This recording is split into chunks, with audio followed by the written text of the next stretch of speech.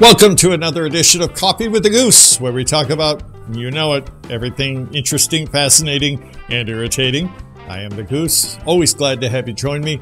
And before we start, let's get a little caffeine in us, shall we? My coffee, as you know, very strong, just like my opinion. Got some creamer in there to make it sweet, just like me. There we go. Let's talk about food, shall we? Not just any food, but Filipino food. All right. As you probably know, I'm married to my lovely wife, going on 17 years. She's kept me around this long. She's from Cebu, so that makes me part Norwegian, part Irish, and 100% Filipino. Okay. Been there like 5 or 6 times, and I'm going back in a couple of weeks. Looking forward to it. Love the food. Love the home cooking. I'm addicted to the pandesal. They don't make it in the U.S. like they do back in the Philippines. I don't know why. I am addicted to Julie's Bake Shop pandesal. It's like a drug to me. Love it. And I'm looking forward to going back to Jollibee's. For those of you who are not aware, who are not Filipino, Jollibee's is the best way I can describe this, and no disrespect intended, okay? It's kind of like the Filipino version of McDonald's, but better, okay? Jollibee's is better than McDonald's. Why? Well, the food, of course. Let's start with how it started. Jollibee's was created back in the 70s. A gentleman by the name of Tony Tan from China, grew up poor.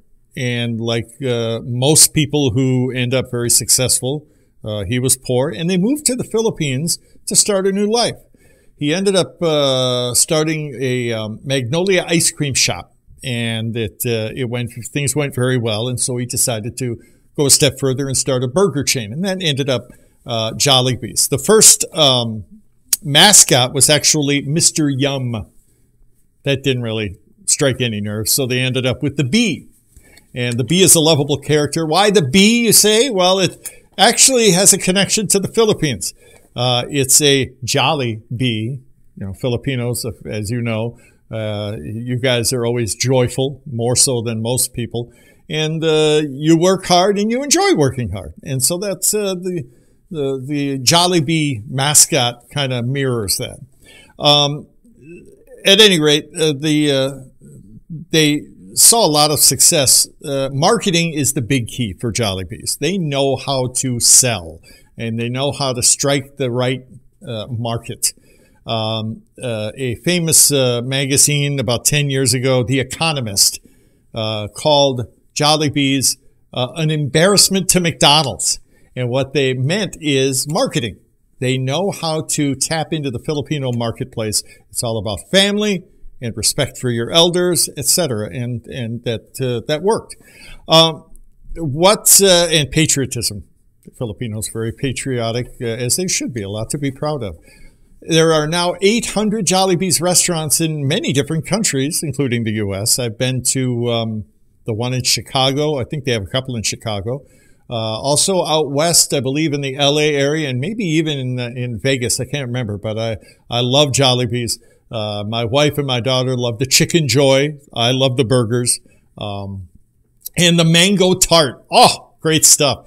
Now, forgive me if I look at my notes here, but I just want to tell you about some of the items on the menu, and it's all good. Chicken Joy with rice and gravy. You won't get that at McDonald's, right?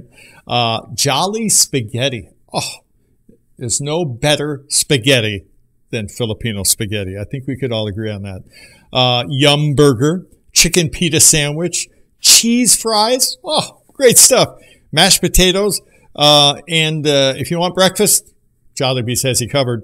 Sausage and egg pandesal, introduced back in 1985.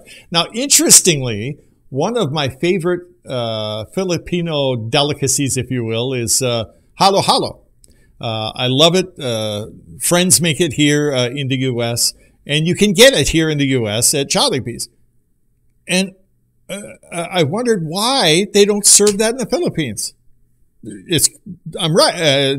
I wouldn't lie to you. They don't serve that in the Philippines. Why?